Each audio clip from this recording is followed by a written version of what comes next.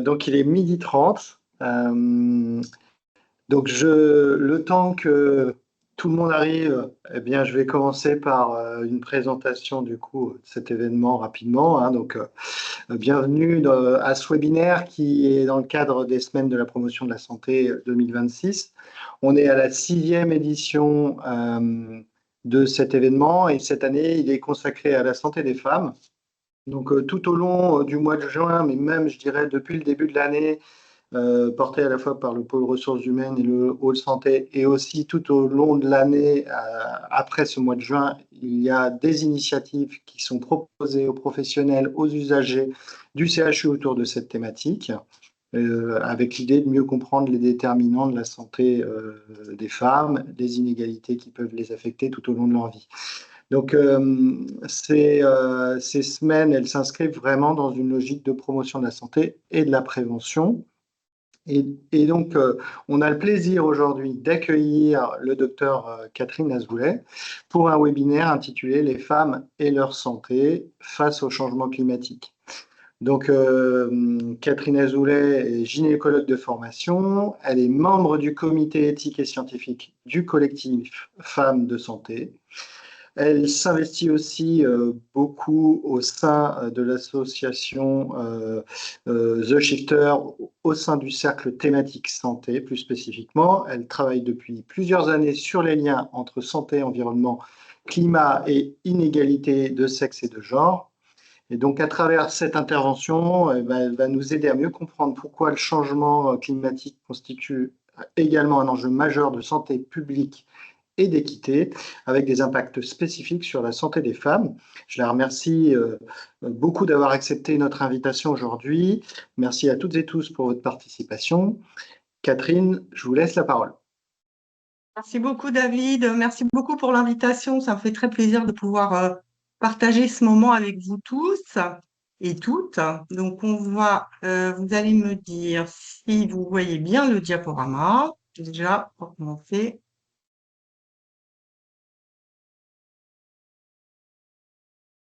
Est-ce que c'est clair? Ok. Bon.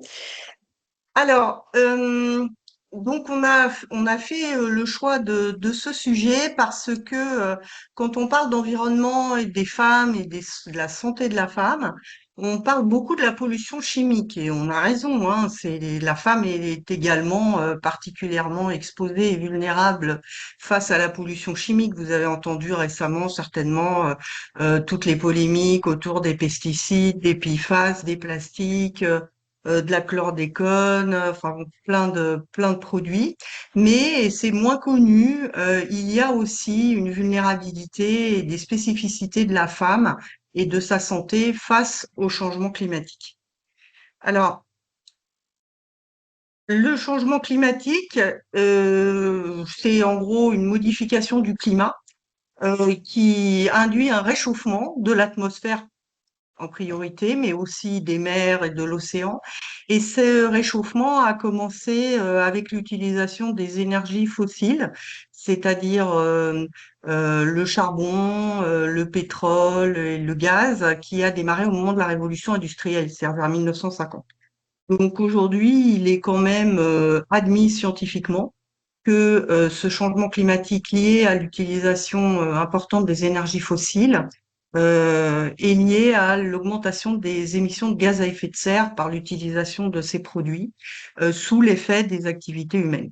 Donc, les principales activités humaines responsables sont les transports, les industries et aussi le bâtiment. Alors, en pratique, évidemment, le premier effet qu'on observe tous, et on s'imaginait pas qu'en programmant cette réunion aujourd'hui, on serait dans la situation dans laquelle on est, avec un événement caniculaire qui risque d'être le plus élevé, le plus intense depuis toujours. Mais vous voyez que déjà, si on regarde la température moyenne annuelle en France métropolitaine depuis 1900, vous voyez bien que on a une augmentation de la température moyenne annuelle avec de moins en moins d'épisodes de froid, hein, c'est-à-dire que ce sont les carrés bleus qui descendent et de plus en plus de carrés rouges qui montent. signe d'une élévation des températures. Alors, il y a effectivement beaucoup de vagues de chaleur qui sont observées, qui sont de plus en plus fréquentes, de plus en plus intenses et de plus en plus prolongées. Vous voyez ici, vous avez les vagues de chaleur représentées en France, hein, pour la France, hein, depuis 1900, et vous voyez que depuis les années 2000, on a eu pratiquement autant de bouffées de chaleur que sur les 100 ans précédents. Et à ça, il faut rajouter la 66e qui était la canicule du mois de mai qu'on a passée et la 67e qu'on est en train de vivre et qu'on va vivre avec un pic attendu pour lundi. Alors, c'est quoi une canicule? Bien, c'est quand la moyenne des températures minimales et maximales observées sur au moins 3 jours consécutifs est supérieure au seuil défini pour chaque département. En fait, ça dépend où on habite. Tout le monde, toutes les régions, tous les départements n'ont pas la même définition de la canicule. Par exemple, pour Nantes, où vous êtes basé pour la plupart, les seuils de canicule sont si la température dépasse 34 degrés le jour et 20 degrés la nuit pendant 3 jours successifs, alors qu'à Paris, vous voyez, c'est un peu différent, c'est 31 le jour et 21 la nuit. Lorsqu'il fait très chaud, on a une élévation de la température corporelle, hein, puisque tout se réchauffe, hein, les matériaux, les bâtiments, l'air, l'eau et notre corps aussi. Et pour maintenir la température à 37 degrés, il y a une mise en place de plusieurs mécanismes par le corps. C'est Santé publique France qui proposait ce schéma que j'ai trouvé pas mal. En fait, la première façon pour le corps de réagir à l'élévation, à son élévation de température, c'est de transpirer. Et cette transpiration-là, elle est fondamentale parce qu'elle va permettre au corps de se réguler et d'éviter d'arriver à des températures trop élevées. Tout ce qui va gêner la transpiration est dangereux.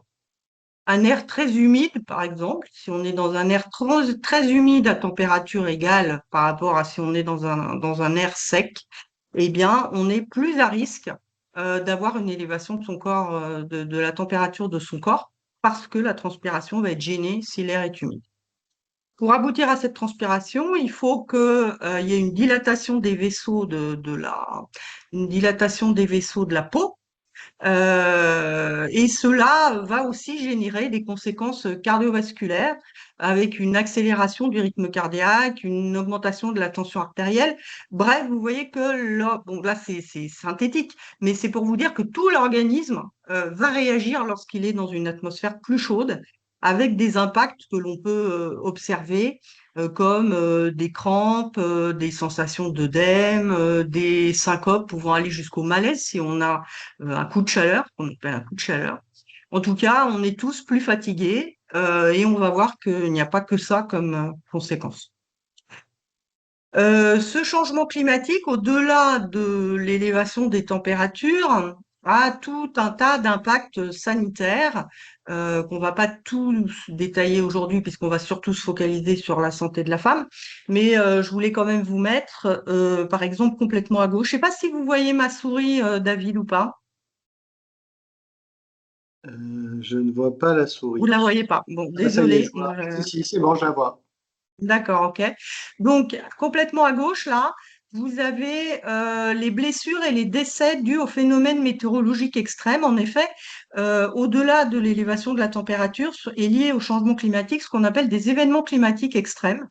C'est aussi à prendre en compte, évidemment, dans les conséquences du changement climatique. Il n'y a pas que la température, il y a une élévation des inondations, des tempêtes, des feux de forêt, des sécheresses, etc. Et tout ça, évidemment, risque d'avoir un retentissement sur la santé. Les inondations sont le phénomène climatique extrême le plus fréquent en France, mais il y a aussi, je crois que c'était il y a 48 heures, il y a eu un feu de forêt déjà qui a démarré, on n'est qu'au mois de juin, et les feux de forêt ont d'énormes impacts respiratoires et cardiovasculaires.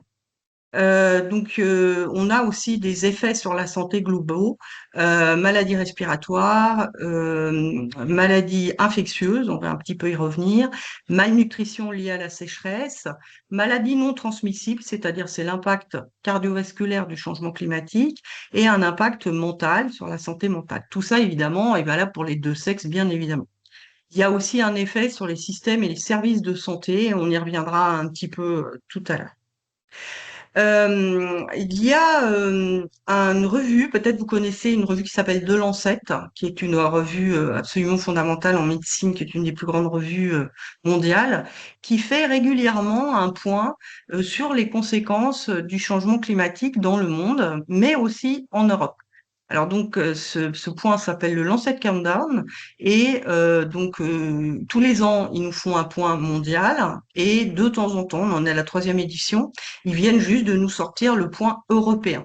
C'est extrêmement intéressant parce que le changement climatique évidemment impacte la planète entière, mais pour qu'on prenne nous les bonnes décisions en tant que citoyens, en tant que électeurs et en tant que décideurs éventuels dans le domaine de la santé et aussi en tant que professionnels de la santé, il faut qu'on ait des chiffres locaux aussi.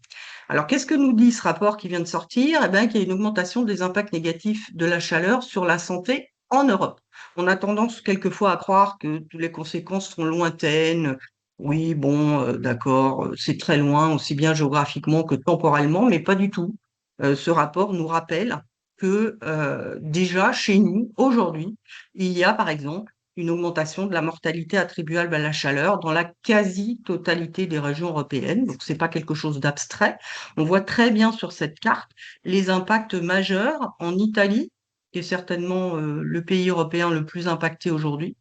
En Grèce aussi, hein, vous vous rappelez, je crois que c'était il y a 1 ou 2 ans, je sais plus, il y a eu des feux de forêt qui ont duré pendant des mois hein, en Grèce, avec un impact évidemment économique, touristique, mais aussi sanitaire important, et puis aussi l'Espagne. On voit que l'Espagne qui est très impactée hein, par les épisodes de chaleur. On voit aussi que la France n'est pas indemne du tout, hein. Alors évidemment, majoritairement, c'est en PACA, mais on va voir qu'il y a quand même des conséquences aussi sur les autres départements.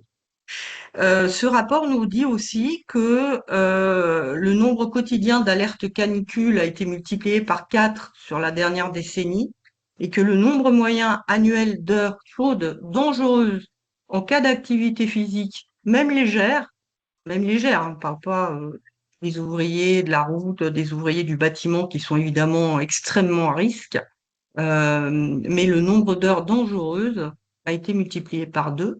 Je vous rappelle que pendant la canicule du mois de mai, on a eu 3 morts, euh, des gens jeunes, hein, d'une trentaine d'années, voire moins, dont 2 qui étaient en train de faire une activité physique. Euh, un garçon qui faisait une course et une fille qui faisait une compétition d'aérox. Et il y a 48 heures, on a encore eu un décès d'une jeune femme de 30 ans. Au-delà de ces impacts sur la mortalité liée à la chaleur, le Lancet Countdown nous dit qu'en Europe aussi, on a une extension rapide des maladies vectorielles. Alors, les maladies vectorielles, c'est les maladies qui nous sont transmises par des animaux, hein, donc c'est des zoonoses, on appelle. Mais là, c'est transmis par des vecteurs et en particulier, si on veut aller à l'essentiel des maladies vectorielles en ce qui nous concerne, c'est les maladies qui sont transmises par les moustiques et en particulier le moustique tigre. Donc en Europe, voilà les chiffres. On a un risque annuel de transmission de la dengue qui a été multiplié par 4 sur la dernière décennie. Le moustique tigre, vous voyez à droite, il est présent aujourd'hui au 1er janvier 2026 dans 83 des 96 départements métropolitains, alors qu'il y a même pas 10 ans, il était vraiment cantonné dans certains secteurs de PACA, parce que c'est un moustique qui aime la chaleur, hein, donc plus il va faire chaud, plus il va s'installer. Et je vous rappelle que c'est un animal qui est trompeur, hein, qui est pas du tout comme notre moustique classique qu'on entend bien, qui vient plutôt le soir, voilà, qu'on arrive à repérer et que l'on connaît et qui nous donne pas des maladies de ce type. Mais là, le moustique tigre, il est actif de mai à novembre. Il est silencieux complètement. Il est actif plutôt en fin d'après-midi. Donc, quand la température descend et que les Français sortent sur les terrasses pour prendre un peu l'air, bah, c'est là qu'il arrive. Hein, il est tout content, lui. Il est capable de transmettre 3 maladies importantes, la dengue, le Zika et le chikungunya, qui sont 3 maladies qui donnent de la fièvre et puis d'autres signes. Et par exemple, on sait qu'il y a eu 900 cas autochtones de chikungunya, c'est-à-dire de cas qui ont été attrapés sur le territoire et pas quelqu'un qui nous l'a ramené de pays où le moustique tigre était endémique. Je vous ai mis cette une du Parisien d'avant-hier où vous voyez que les deux sujets du jour, c'était Mbappé et le moustique tigre. Donc, il y avait une double page pour nous expliquer les conséquences et comment s'en protéger. Donc, ça commence à être bien connu, mais sans aller encore plus loin dans tout ce que je pourrais vous présenter, faute de temps, c'est pour vous dire que le changement climatique aujourd'hui est une vraie menace pour la santé publique en Europe et en France. Si vous voulez aller plus loin, je vous recommande de lire ce rapport d'Oxfam France qui est sorti avant-hier, qui montre bien qu'il y a des impacts cardiovasculaires et même des insuffisances rénales. Donc voilà, vous pouvez le retrouver sur le site d'Oxfam France, il est gratuit et téléchargeable, il est vraiment bien fait. Euh, Au-delà de ces conséquences médicales pures, on va dire, on a voulu partager avec vous aussi le fait que le changement climatique, c'est un risque qu'il faut vraiment considérer de façon multidimensionnelle, environnementale bien sûr, biologique, mais aussi psychosociale et même socio-économique, et que les femmes sont frappées par toutes ces conséquences, tous ces risques de manière préférentielle. Alors d'abord, quand on est une femme, on a des risques biologiques spécifiques face à la chaleur. Par exemple, je vous ai dit que la meilleure façon pour l'organisme de diminuer sa température, c'est de transpirer. Eh bien, les femmes sont moins capables de transpirer que les hommes, donc du coup, elles ont une capacité à diminuer leur température corporelle qui est inférieure à celle des hommes, et elles ont une sollicitation cardiaque face à la chaleur qui est supérieure. Ce qui peut poser un problème, en particulier chez les femmes les plus âgées, les femmes ménopausées, qui sont aussi les plus à risque sur un plan cardiovasculaire, le plus à risque d'être hypertendues, le plus à risque d'avoir une insuffisance cardiaque, connue ou pas, le plus à risque d'avoir des médicaments comme des diurétiques, par exemple, si elles sont hypertendues, qui sont des médicaments dont il faut se méfier lorsqu'on est enfin, dans un épisode de chaleur, puisque ça déshydrate, donc ça peut aggraver la réaction du corps face à la chaleur. Donc, vous voyez qu'il y a déjà cette première différence. Il y a aussi le fait que la masse grasse des femmes est supérieure à la masse grasse de l'homme. C'est comme ça, c'est physiologique. Ce qui explique aussi la sensibilité des femmes, par exemple, face aux perturbateurs endocriniens qui se cachent dans les graisses. Donc, la femme a plus de stock. Bah là, le fait d'avoir une masse grasse supérieure fait que pareil, elle va stocker la chaleur. Elle va être moins capable de dilater ses vaisseaux au niveau de la peau et moins capable donc d'évaporer la température. Troisième caractéristique, troisième différence face aux hommes, la femme en moyenne a une taille ou un poids et une force musculaire inférieure à celle des hommes et plusieurs travaux ont montré que les femmes ont beaucoup plus de risques d'être blessées en cas de catastrophe naturelle, en cas d'événements climatiques extrêmes comme on l'a vu. Donc il y a des causes sociales d'abord, mais il y a aussi des causes biologiques de ce type et on estime qu'aujourd'hui les femmes ont jusqu'à 14 fois plus de risques d'être blessées lors d'une catastrophe naturelle que les hommes. Il faut savoir, parce que c'est peu su, mais c'est quand même important, que lors des vagues de chaleur, le taux de mortalité féminine est toujours supérieur au taux de mortalité des hommes. Et là aussi, c'est pas la peine d'aller chercher à l'autre bout du globe. On a des chiffres pour la canicule de 2003, qui était une canicule exemplaire, si on peut dire, où on a pu estimer en France que la mortalité liée à la chaleur, pas la mortalité globale, la mortalité vraiment liée à la chaleur de la femme avait été supérieure de 15% à celle des hommes. Là où on connaît le plus de choses, c'est les conséquences du stress thermique qu'on appelle, c'est-à-dire la réaction du corps face à un excès de chaleur sur la grossesse. Alors c'est ce qui est le plus étudié parce que les femmes enceintes sont particulièrement vulnérables, bien sûr, mais aussi parce que toute conséquence sur l'organisme de la mère va avoir aussi une conséquence sur le fœtus. Donc c'est particulièrement important à connaître pour pouvoir anticiper et faire face. Alors là, c'est toujours pareil, chez une femme enceinte, face à de la chaleur, que ce soit de la chaleur extérieure ou de la chaleur interne, il y a la transpiration qui, chez les femmes enceintes, peut être euh, peut occasionner un risque de déshydratation. Et aussi, il va y avoir, puisque la patiente est enceinte ou la femme est enceinte, une déviation du sang vers la peau. Hein. Je vous ai dit que les vaisseaux sous la peau se dilatent face à la chaleur et donc le placenta risque du coup d'être moins bien irrigué. Donc on va avoir le double effet, stress thermique sur la maman et stress vasculaire sur le fœtus. Voilà, en gros, on ne va pas rentrer dans tous les détails, mais il y a beaucoup de publications qui montrent les effets sur la grossesse. Vous voyez que c'est pas rien, hein, naissance prématurée. Il y a des publications qui montrent jusqu'à plus de 25% de naissances prématurées, en particulier en Afrique subsaharienne, lorsque les températures sont très élevées et de façon très prolongée. Enfant mort-né, petit poids de naissance, hypertension pendant la grossesse, diabète pendant la grossesse, hospitalisation et mortalité maternelle. Tout ça, ce sont des publications scientifiques répétées, y compris dans nos contrées. Hein, c'est pas que en Afrique, il y a aussi des publications en Amérique et en Europe.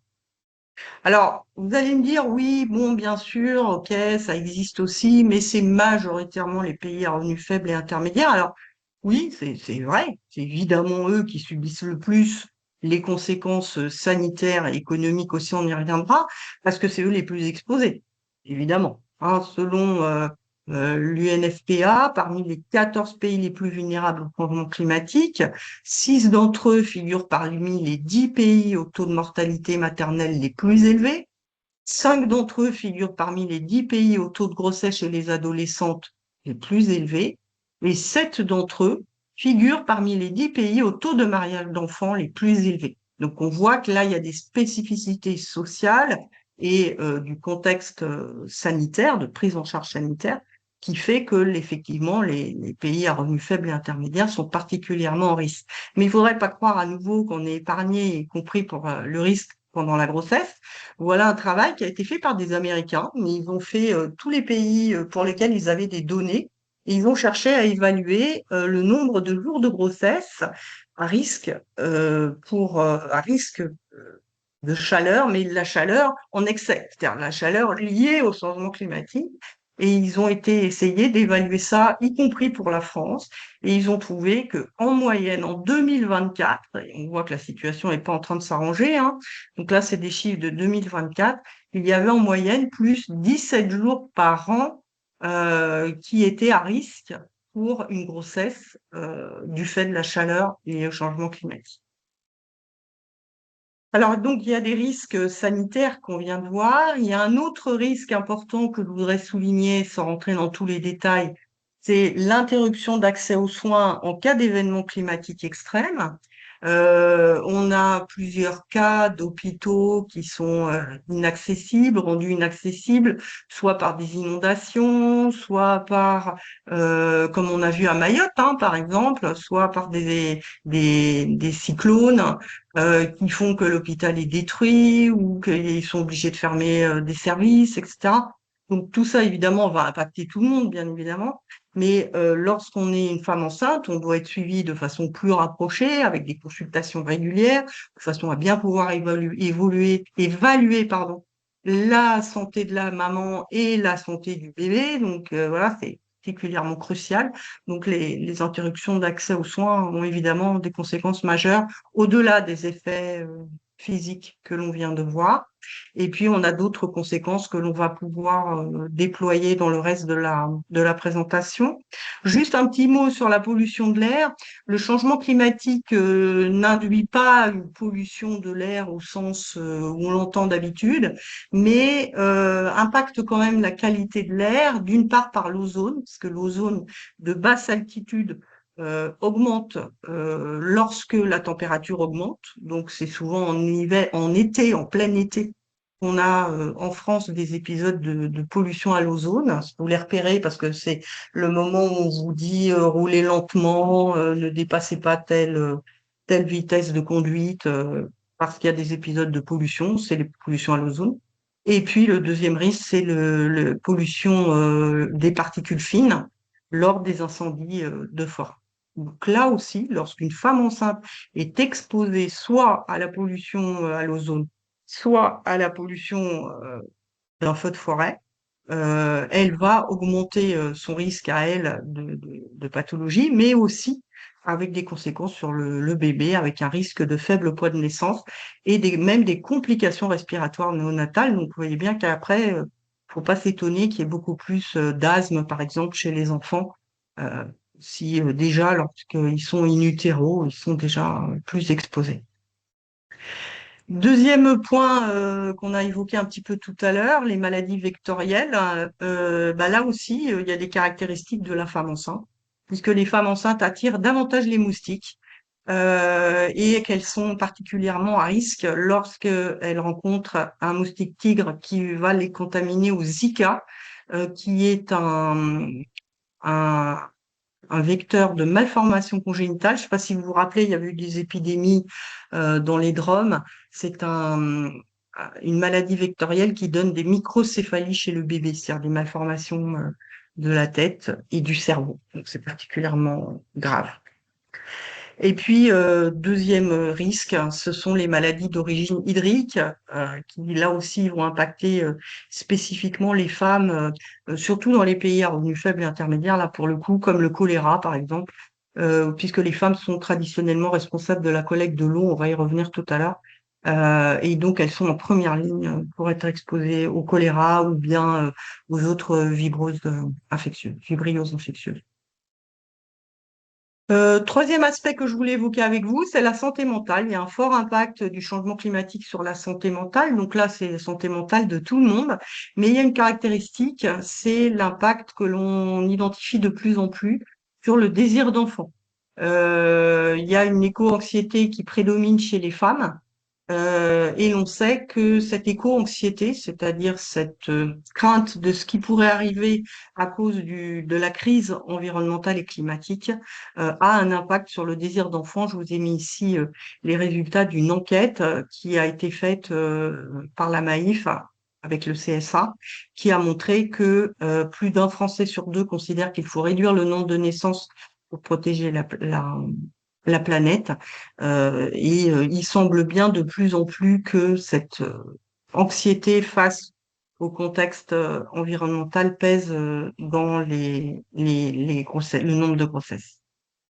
Il y a aussi un autre aspect important qui est que face à la chaleur, face à un événement climatique extrême, l'être humain commence à avoir beaucoup de mal à réguler ses émotions, une élévation des taux de cortisol qui vont générer une impatience, une intolérance à la frustration, une agressivité. On sait bien quand on a chaud, faut pas trop qu'on nous embête, quoi, hein. On va devenir plus irritable, on va devenir plus réactif. Souvent, on dort mal en plus, donc on est encore plus fatigué. Plusieurs études nord-américaines et sud-coréennes ont montré un lien entre l'élévation de la température, même sur des durées courtes de quelques jours, et l'augmentation de la criminalité dans le monde.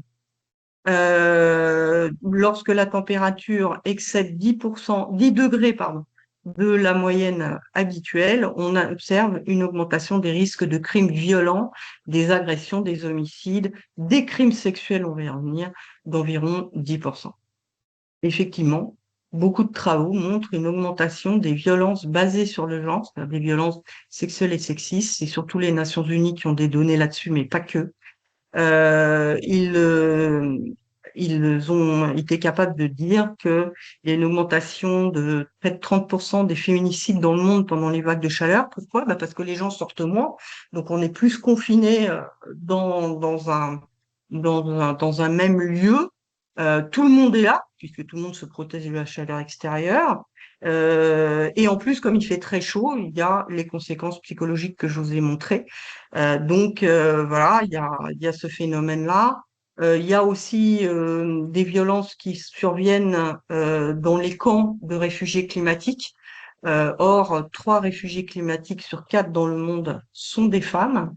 Et selon un rapport des Nations Unies du 22 avril 2025, qui a été repris, donc c'est un chiffre que vous avez dû entendre, qui a été beaucoup repris, chaque augmentation de 1 degré de la température dans le monde est associée à près de plus 5% des violences conjugales dans le monde.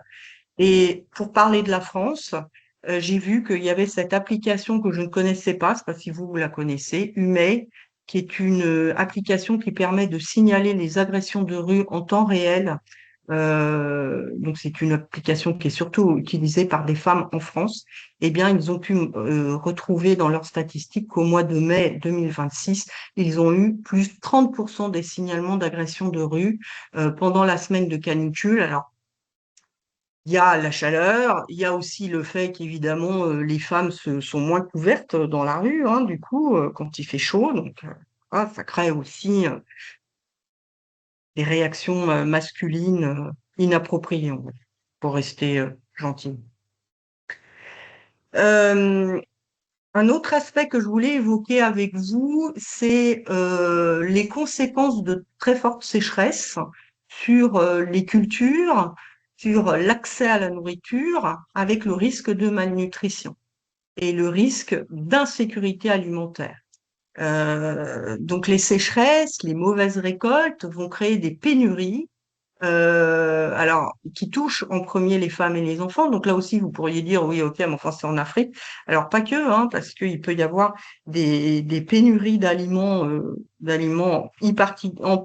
également en Europe. Et là aussi, avec une augmentation des prix, par exemple, qui fait que les femmes, qui constituent une forte part des personnes en situation de précarité, même en France, euh, les femmes sont victimes de cet état de fait. Aujourd'hui, il y a à peu près 50 millions de femmes, plus que d'hommes, qui sont confrontées à l'insécurité alimentaire et à la faim, mais on estime que d'ici 2050, à cause de ce changement climatique, on aura près de 240 millions de femmes supplémentaires qui souffriront de la faim, avec 16 millions de plus de femmes que d'hommes et de garçons.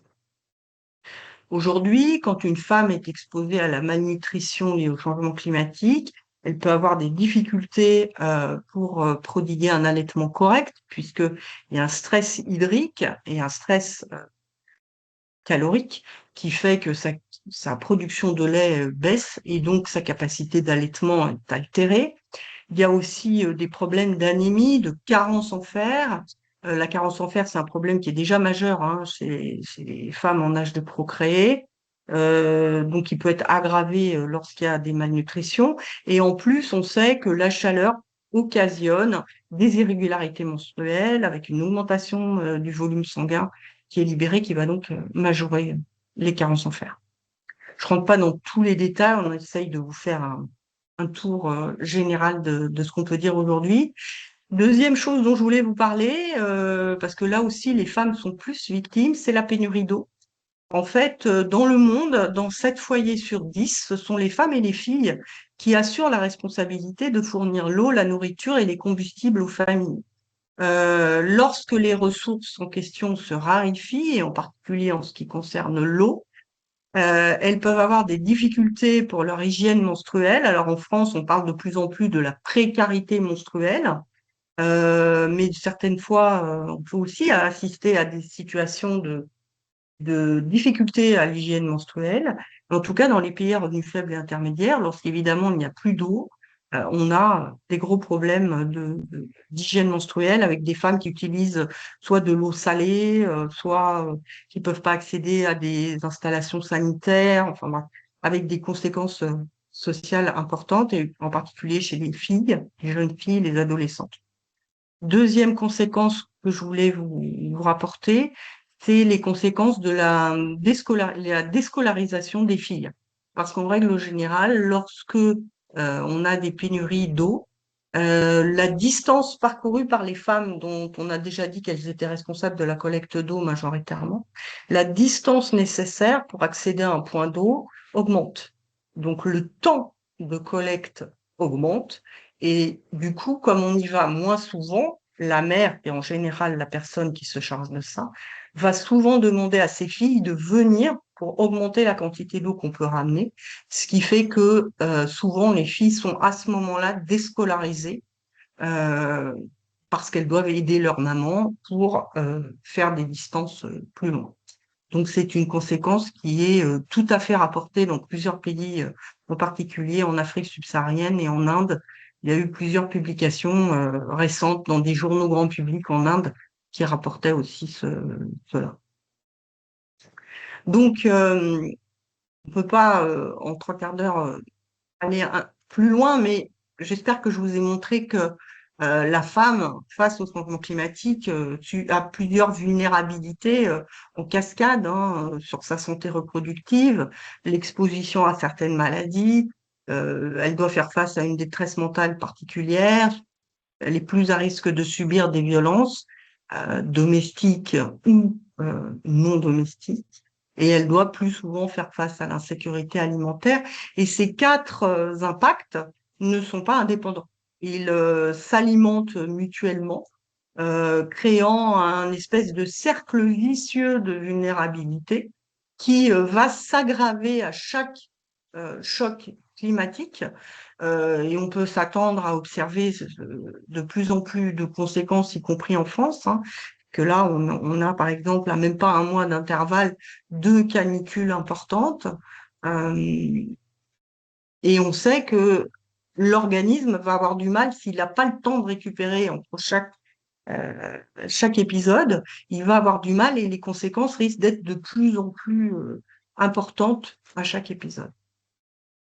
Alors, une fois que je vous ai dit tout ça, vous allez vous dire, bon, ok, on raconte tout ça, mais à quoi ça sert? Alors, ça sert à quoi? Bah, d'abord, ça sert à bien mesurer l'importance absolument cruciale d'agir sur l'origine de tout ça, qui est les émissions à gaz à effet de serre. Donc, j'espère vous avoir convaincu qu'il faut déjà couper le robinet des gaz à effet de serre à la source pour éviter une aggravation du système et qu'il faut aussi jouer sur l'exposition à la chaleur, bien sûr. On voit, enfin, j'ai vu récemment, hier, je crois, dans la presse, plusieurs articles qui expliquaient, par exemple, l'impréparation de la France face à l'exposition à la chaleur dans les établissements scolaires, avec des parents qui sont obligés eux-mêmes de trouver des solutions. Bon, ça, c'est dommage puisque c'est largement anticipable. Donc, ça veut dire que la société elle-même doit contribuer à aider le citoyen à se protéger de la chaleur et à limiter aussi la pollution de l'air, tout en augmentant la présence de végétation dans les villes, par exemple, pour diminuer ce qu'on appelle l'effet de chaleur en îlot urbain.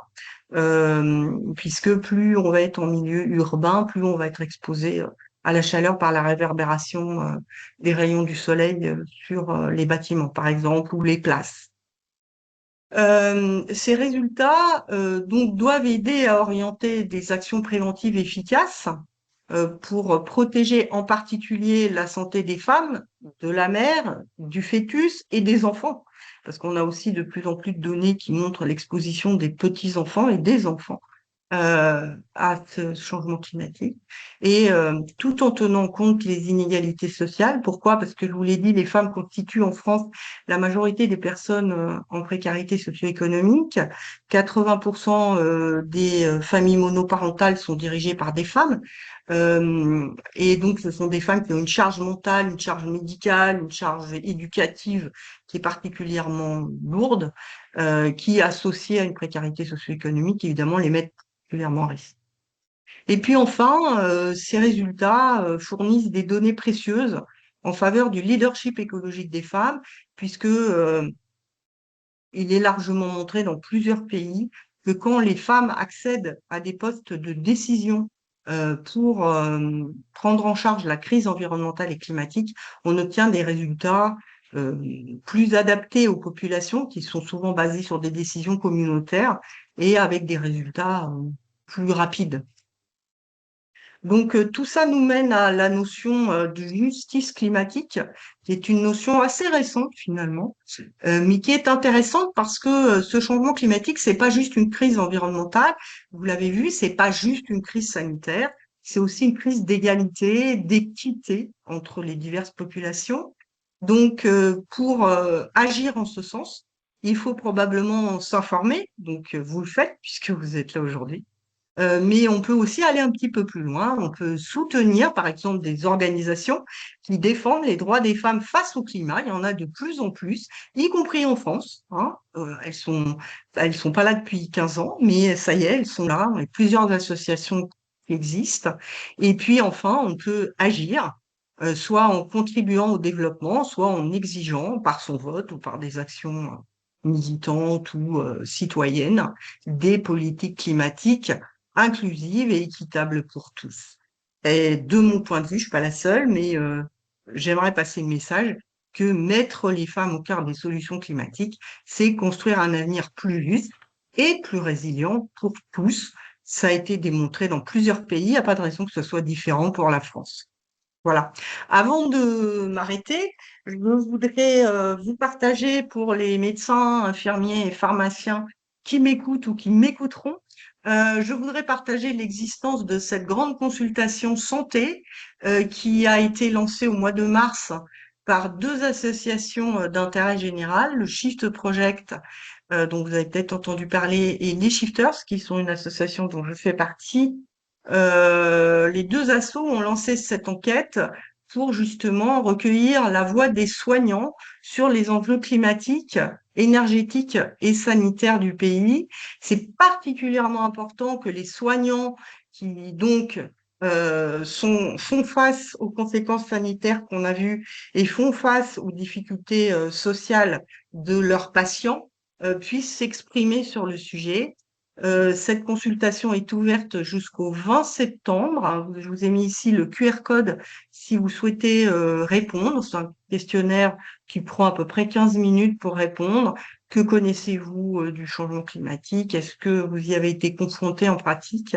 Euh, Est-ce que vous avez développé des actions en tant que soignant? Voilà, c'est très important. Ça nous permettra, nous sommes aujourd'hui à près de 14 000 répondants. Plus il y aura de répondants, plus on aura du poids lorsqu'on analysera les résultats. Parce que notre objectif, c'est pas de faire une enquête et puis de la laisser dans le tiroir. C'est vraiment de porter la parole des soignants dans le débat public pour essayer de peser sur les décisions, justement, qui seront prises par le pays, qui doivent être prises déjà maintenant. Merci beaucoup. Merci beaucoup, Catherine, pour cet exposé qui était extrêmement clair et donc d'avoir pu vraiment balayer tous les éléments autour du changement climatique et ses enjeux. Du coup, alors évidemment, on a un temps de questions. On a un quart d'heure devant nous. Si certains d'entre vous souhaitent poser directement des questions, soit dans le chat, soit directement à l'oral. Et puis, pour lancer du coup les questions, je vais commencer. Ouais. Euh, alors, on est dans les semaines de la promotion de la santé, donc je vais commencer par une question autour des enjeux de promotion de la santé. Et ma question, c'est en quoi, en fait, la promotion de la santé, elle va pouvoir contribuer à renforcer le pouvoir d'agir des femmes face à ces enjeux climatiques sans leur faire porter plus de responsabilités, des responsabilités supplémentaires. Donc, est-ce que, Catherine, vous avez voilà, des éléments, des pistes ou des exemples euh, sur voilà, ce sujet-là? Il y a deux façons de voir l'affaire. Il y a la femme dont on vient de parler, par exemple, principalement la femme enceinte, en lui donnant des informations, en l'informant des meilleures façons de se protéger. C'est un peu les mêmes choses qu'on fait avec les perturbateurs endocriniens. C'est-à-dire que voir les patientes dans leur globalité, pas seulement sur un plan de santé pure, mais voir dans quel milieu elles évoluent, dans quel logement elles sont. Est-ce qu'elles ont des moyens de se mettre au frais, par exemple? Est-ce qu'elles connaissent les endroits où elles peuvent se protéger de la chaleur? Normalement, les communes sont tenues d'avoir une liste de lieux climatisés, collectifs, gratuits et d'accès libre. Pour une femme enceinte, c'est une dame âgée, surtout si elle est isolée socialement, c'est absolument fondamental qu'elle soit au courant de ça euh, voir le contexte socio-économique de la patiente, vérifier si on peut l'aider pour accéder à des conditions meilleures pour son travail, etc. Donc ça, c'est l'aspect du soignant, on va dire. Et puis, il y a aussi l'accès prévention globale qui est en quoi on peut contribuer à l'amélioration de la condition de vie des femmes. Par exemple, à Paris, il y a un collectif de citoyens qui vient de se créer, qui s'appelle Demain 50 degrés, qui est un collectif de citoyens qui se regroupent pour essayer de faire un point, de relier vers les citoyens, les autres habitants de Paris, toutes les solutions pour protéger son habitation, par exemple, diminuer la température dans les lieux d'habitation, redonner des, des recommandations de boissons, de repas, etc. Donc, action du soignant, action du citoyen, et puis évidemment, action du décideur. Donc, on a tous un poids, ne serait-ce que par notre bulletin de vote, ou bien par une action collective citoyenne. Oui, complètement d'accord avec ces éléments. Et du coup, je rebondis sur ces soignants et puis comment ils peuvent se saisir du sujet. On a abordé là sur la prévention. Vous avez parlé de santé mentale liée au changement Oui. climatique. Là, pour le coup, comment le professionnel de santé il peut se saisir de ce sujet-là? Alors, je pense que l'action globale d'information et de poids sur les décideurs pour faire face à l'élévation de la température va aller dans le bon sens vis-à-vis de la santé mentale. C'est évident que quand on a une promiscuité prolongée pendant 7 jours avec le couple, X enfants dans le même lieu, tout le monde qui s'énerve, comme déjà on l'a vu au moment du Covid, alors qu'il n'y avait pas la chaleur, on avait déjà observé une augmentation, hein. Donc, euh, voilà, je pense que il faut déployer des actions sociales pour protéger et éviter ces exacerbations familiales. Il y a une question du coup, Oui, une main levée. bonjour, bonjour Catherine, c'est Bonjour, Zara. salut, tu vas bien? Ça va et toi? Ça Merci va? pour ta présentation, j'ai encore appris des trucs. Je pensais avoir tout entendu sur le sujet, mais pas encore, visiblement. En fait, moi j'avais une question pour les petites communes. Donc nous, on est dans l'Hérault, à côté de Montpellier, il fait très chaud. On a eu notre premier cas, tristement, de chikungunya endémique l'année dernière. Donc on a l'impression d'avoir quand même une bonne vision. Je fais partie de l'équipe municipale, c'est pour ça que je te pose la question avec la casquette adjointe à la mairie. Euh, on pense avoir une bonne vision des choses à faire. On est dans la prévention moustique, on est beaucoup sur la santé des femmes enceintes notamment. On va essayer de mettre en place toutes sortes de dispositifs pour les accompagner, essayer d'exposer les fœtus au minimum. Mais on continue à être en recherche de structures qui pourraient nous accompagner, notamment dans la partie audit, c'est-à-dire essayer de voir où sont nos points faibles, savoir où est-ce qu'on pourrait mettre plus d'efforts, parce que on pense savoir où ils sont, mais quand on y réfléchit un peu plus, on arrive à détecter les trous dans la raquette. Je sais pas, une marche comme ça qui est complètement exposée au soleil, qui fait qu'on n'arrive pas à éviter la chaleur si on veut se rendre à un endroit, etc., etc. Donc ma question c'est, est-ce que tu as connaissance de structures comme ça qui pourraient accompagner les petites communes à, à ça justement, à faire cet audit-là et puis savoir où mettre les efforts pour protéger les plus vulnérables sur les petites communes? Alors moi, malheureusement, non. Je ne connais pas de structure qui puisse aider. Je suis désolée, je ne vois pas. C'est pas vraiment ma spécificité, donc je ne connais pas. Je sais en tout cas que c'est très intéressant et c'est probablement l'avenir de mon point de vue, donc sur un plan un peu en dézooment. L'avenir probablement aussi bien sur la santé que sur le reste, c'est la mise en commun des expériences. Donc en santé, ça peut être de la santé communautaire où chaque personne va partager ce qu'elle a fait, etc. Et j'imagine que pour les communes, ça pourrait être la même chose. C'est-à-dire, qu'est-ce que dit l'Association des maires de France sur le sujet? Est-ce qu'il y a des groupes qui existent déjà, probablement, qui ont déjà réfléchi? Est-ce que vous pouvez créer un collectif de communes avec le même nombre d'habitants, parce que vous aurez les mêmes problématiques si vous vous partagez entre urbain et rural?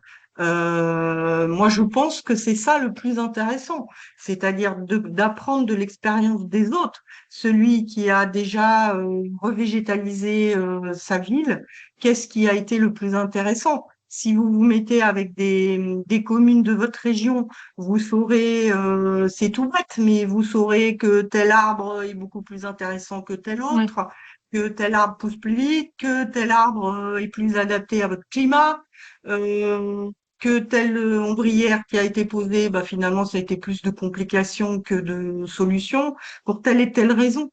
Donc, je ne sais pas, l'Association Mhm. des maires de France, qu'est-ce qu'elle dit sur le sujet? Non, tu as raison, tu as raison. Je pense surtout au réseau des villes santé. Peut-être, c'est peut-être par là, je fais un lien, mais j'ai bêtement pas pensé, mais c'est effectivement une bonne approche.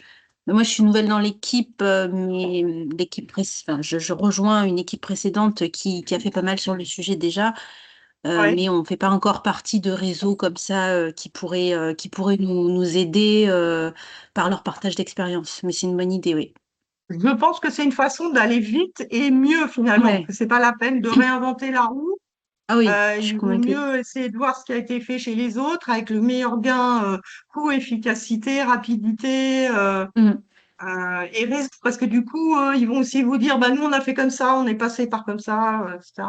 Ouais, Et en pour éviter santé, les c'est la même écueils. chose, hein. En santé, c'est la même chose, hein. Quand on veut aider une communauté sur le plan prévention sanitaire, la mise en réseau avec des gens qui ont déjà fait des trucs et qui ont dit ça marche, ça marche pas, c'est ce qui est le mieux. C'est, à mon avis, la meilleure façon pour le citoyen et le décideur local d'agir vite et bien. Je peux pas te dire plus, je Merci. suis Ah désolée. non, mais J'ai pas c'est très bien. connaissance d'organismes particuliers. Moi, Ah non, c'est très... j'ajouterais à la réponse, effectivement, le réseau Ville Santé semble une excellente piste. Et puis, il y a effectivement des collaborations qui existent, même internationales, entre les villes, avec des feuilles de Exact. route communes. Et donc, c'est à mon avis, par ce biais-là, qu'on Mhm. peut avancer et profiter de l'expérience des autres. Il y avait des questions dans le chat. Je vais Merci. du coup, Clément Gauthier qui questionne sur est-ce qu'il existe également des données sur l'impact des déterminants sociaux liés à la vulnérabilité face aux vagues de chaleur? Bon, c'est une question très intéressante sur laquelle on est en train de travailler un petit peu chez les shifters, justement. Il y a un peu tous les facteurs de vulnérabilité, un peu tous les déterminants sociaux sont aggravés dans un monde qui se réchauffe, comme on dit, hein. Donc, il y a les facteurs démographiques, hein. Donc, on a vu les nourrissons, les jeunes enfants d'un côté de la raquette et puis de l'autre côté, les personnes les plus âgées. Là, c'est documenté. Le lieu où on habite, hein, beaucoup de migrations et l'Europe devra faire face à des migrations climatiques de plus en plus fréquentes. On le sait déjà, hein. À l'heure actuelle, il y a pas mal de migrations qui sont dans les mêmes continents, mais on sait très bien que tôt ou tard, il va y avoir un afflux de déplacés vers l'Europe. Deuxième déterminant, c'est dans quel type de pays on vit. Est-ce qu'on vit dans un pays où il y a une stabilité politique? Ou bien est-ce qu'on vit dans un pays où il y a déjà des conflits armés ou des conflits sociaux, auquel cas, évidemment, c'est un facteur d'aggravation. Quel est l'état de santé préalable des personnes qu'on considère? Est-ce qu'on considère qu'on est dans un pays où le niveau de santé préalable est déjà euh, pas mauvais? ou bien est-ce qu'on part d'un pays où déjà les conditions de santé sont déjà extrêmement précaires, avec beaucoup de maladies chroniques, comme par exemple en Afrique subsaharienne, il y a beaucoup de maladies chroniques qui ne sont pas prises en charge correctement déjà de base, avec beaucoup de patients qui peuvent être sous-alimentés, qui sont hypertendus, qui ont des pathologies chroniques comme des cancers ou des maladies respiratoires chroniques ou des insuffisances rénales chroniques qui sont déjà pas prises en charge. Ensuite, dans quel endroit on habite géographiquement, c'est-à-dire est-ce qu'on habite dans une région qui est désertique, très compliqué d'accéder aux soins, avec des soins qui sont très éloignés, donc déjà ça complique. Est-ce qu'on habite en zone côtière où on va être exposé aux conséquences du dérèglement climatique venant de l'océan? On va être plus exposé à des maladies infectieuses hydriques. Et puis le contexte socio-économique, dans quel secteur professionnel on est. Bon là par exemple, je n'en ai pas parlé, mais il y a beaucoup de travail informel chez les femmes. En Afrique par exemple, les femmes elles sont souvent dans des travaux précaires qui sont extrêmement dépendants du, du climat, de l'environnement, etc. Donc, ça les met encore à risque. Je ne sais pas si j'ai bien répondu à la question. Ici, moi, ça me paraissait assez clair. Ok. On verra si Clément Gauthier Il y a aura. énormément, en fait, tous les Ouais. déterminants sociaux qui jouent sur la santé risquent d'aggraver la réaction au changement climatique. Et on a alors une autre question. Il nous reste 5 minutes. Concernant, alors de Valentine, concernant l'éco-anxiété et le désir de grossesse, pouvons-nous Oui. rassurer les personnes avec des projets de grossesse et si oui, avec quels éléments? Ouais, la question à 1000 francs.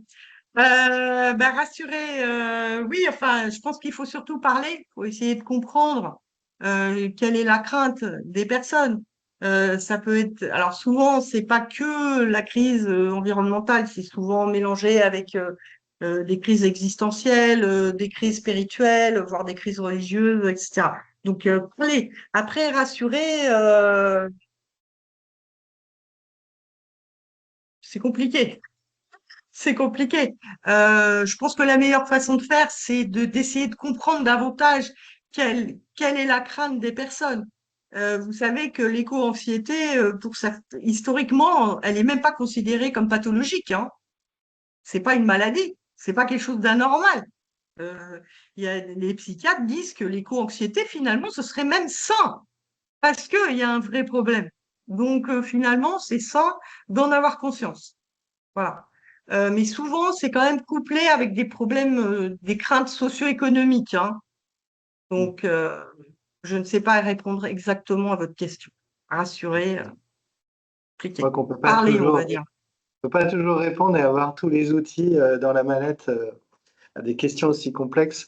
Il y a une autre question. Existe-t-il des études qui mettent en évidence le lien entre les maladies chroniques chez les femmes en situation de précarité et les effets du changement climatique? Alors, les maladies chroniques, oui. Chez les femmes en situation de précarité, on a des études dans les pays à revenus faibles et intermédiaires. En France, on n'a pas une étude. En France, on a très peu d'études où on classifie les patients en fonction de leurs revenus, hein, mais on a des liens, oui, bien sûr, il y a beaucoup de publications entre les maladies chroniques, que ce soit les maladies respiratoires, l'hypertension. Il y a même des études qui commencent à apparaître sur le cancer et les effets des changements climatiques. Il y a eu aussi, alors là, on n'est pas sur des personnes en situation de précarité uniquement, mais il y a eu beaucoup d'études suite, par exemple, aux incendies qui ont eu lieu en Australie. Il y a eu des incendies très prolongés et il y a eu aussi des incendies à Los Angeles, si vous vous rappelez. Donc, on commence à avoir des publications sur l'augmentation des maladies respiratoires et cardiovasculaires après ça. Eh bien, je crois qu'on a tari pour le moment les questions et on arrive sur la fin. Alors, encore vraiment Parfait, un grand merci Catherine, c'était très clair. Alors, avec je me plaisir. permettrai juste d'ajouter, comme c'était l'introduction, de dire, il y a évidemment beaucoup le sujet des expositions chimiques qui est abordé Oui, par le biais de la santé de la femme et on a été sur le changement climatique. Les deux, au-delà de l'ozone et de certains éléments évoqués, c'est un champ qui est de plus en plus travaillé. Il y a également une aggravation de l'ensemble des expositions chimiques, y compris les pesticides, les perturbateurs oui, endocriniens, qui ont des comportements différents avec l'augmentation de la température. Et probablement, voilà, on a aussi une aggravation. Les deux, malheureusement, sont plutôt synergiques en termes d'exposition. Donc, c'est vraiment deux sujets qui ne sont pas du tout juste à côté l'un de l'autre, mais qui sont pendant. particulièrement dépendants l'un de l'autre. Euh, Merci beaucoup. Je crois qu'on a réussi à aborder quand même beaucoup d'éléments au travers des questions. Dans le chat, il y a un lien qui est mis pour ceux que ça intéresse par haut de colonne de la Samoa, donc qui est l'aménageur de Nantes à Nantes Métropole.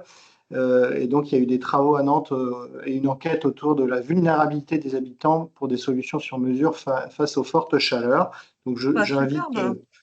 je vous invite à pouvoir aller consulter ces éléments-là. Et puis voilà, des documents, il y en a plein d'autres.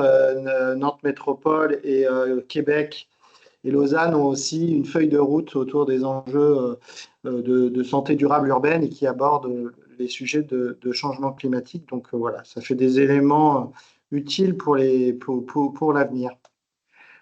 Merci beaucoup. Merci à tous. Merci beaucoup de l'invitation. Bonne journée, Bonne un fin peu de chaude. journée. Oui, Et malheureusement. bonne fin Au de revoir. semaine. Au revoir.